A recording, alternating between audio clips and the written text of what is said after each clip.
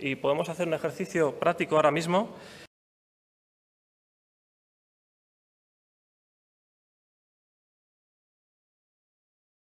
Uno pone en Google aire Euskadi, cliquea sobre euskadi.eus y solamente con 2 clics accede. Yo ahora mismo he accedido al de Durango.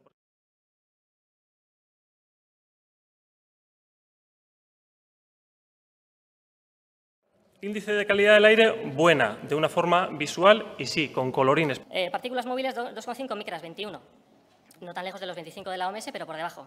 Partículas móviles de 10 micras, monóxido de carbono, bióxido de carbono, en fin, proporciona la opción de conseguir gráficas que son más visuales e importantes.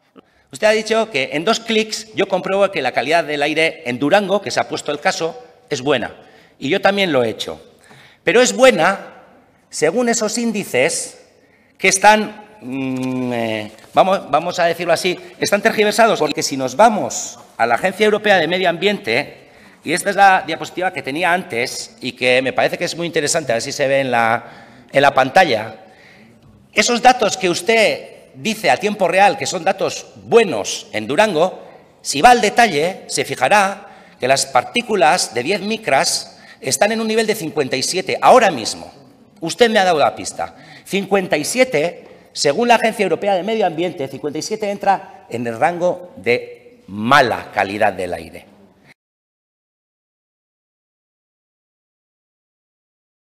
Baina Jaurlaritzaren klasifikazioaren arabera, Becerrak ongi esan duen bezala, hobe daiteke berde. Europar agentziaren arabera txarrak. Eta joaten bazara datu horietara, datos en tiempo real, ikusiko duzu partikula txikia 2,5 mikratakoak 21ean daudela. Oraintxe bertan, Durangon. Eta mundu osasun erakundearen arabera, 10etik gora dauden neurri guztiak osasunerantzako kaltegarria dira. Beraz, oraintxe bertan, Durangon bikoiztu egiten da aire osasungarria mundu erakundearen osasun erakundearen arabera. Beraz, nola esan dezakezu 2 kliketan konprobatzen dezula airearen kalitatea ona dela Durangon. Tenemos cerca de 1,5 millones de personas en la comunidad autónoma vasca que están respirando de media anual valores que son nocivos para la salud, según la OMS.